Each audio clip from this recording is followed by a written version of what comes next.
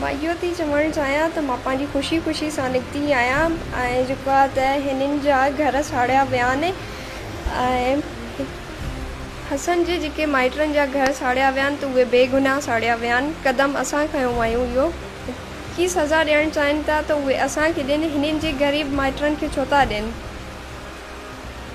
मां IG खे request कयां थी त हिननि जा जॾहिं IG खे रिक्वेस्ट कयां थी DIG खे त जॾहिं हिननि जा घर साड़िया विया त उहे किथे हुया जॾहिं हमिलो थियो त। आला इदारनि खे रिक्वेस्ट कयां थी त मां पंहिंजी ख़ुशी सां रज़ामंदी सां शादी कई आहियां। SP साहब खे रिक्वेस्ट कयां थी त हिननि जा घर बेगुनाह साड़िया विया आहिनि ऐं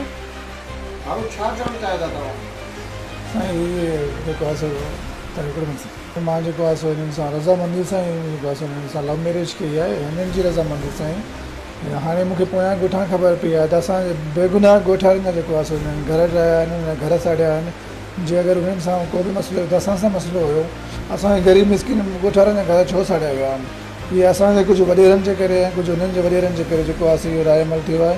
मां आला इदारनि खे रिक्वेस्ट थो कयां त इन ते फौरी एक्शन वरितो वञे ऐं जेके ग़रीब मिसकिननि जा घर ठाहिया विया आहिनि उन्हनि ते जेको आहे नोटिस वरितो वञे। इदारनि खे रिक्वेस्ट थो कयां SP DIG SSP Murad Ali Shah खे त हिन मसइले खे जेको आहे सो फौरी नोटिस वरितो वञे। बिला वजह जेको आहे सो ग़रीब मिसकिननि जा ते हमिलो घरनि ते उन्हनि जा घर साड़िया पिया वञनि। इहो किथां जो जेको आहे सो कानून आहे, इहो किथां जो जेको आहे सो वॾेरा जेको असां सिंध में ॿुधंदा ईंदा आहियूं, हींअर बि जेको आहे सो उहा ई पई थींदी अचे। इहो किथां जो इंसाफ़ु आहे।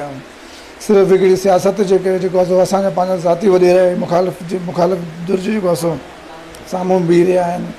ग़लति उन्हनि खे मिसगाइड करणु, असांखे जानी माली नुक़सान जो जेको बि ज़िम्मेवारु आहे असांजो सरदार सदाम हुसैन खान बोड़ो बि आहे, उहो बि उन्हनि सां मिलियल आहे। छो जो असां हुन जे इलेक्शन में असां हुन सां न बीठासीं, असां पंहिंजे हक़ जे लाइ बि बीठासीं ऐं पंहिंजे हक़ जे हुन में बीठासीं। असां हुन जे वोट जे लाइ असां कोन बिकियासीं।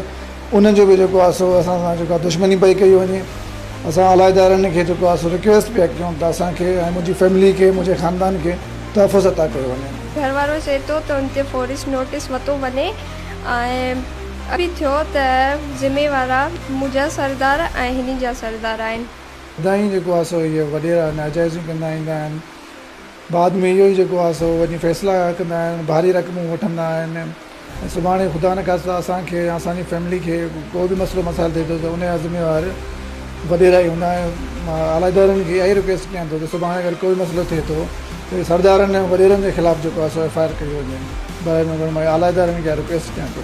जेको घर वारो चए थो त उहो सही चए थो। अगरि असांखे सुभाणे को कुझु बि थियो त कुझु बि थिए थो या हीअ घर वारनि खे त उन जवाबदार सिर्फ़ु सरदार ई हूंदा।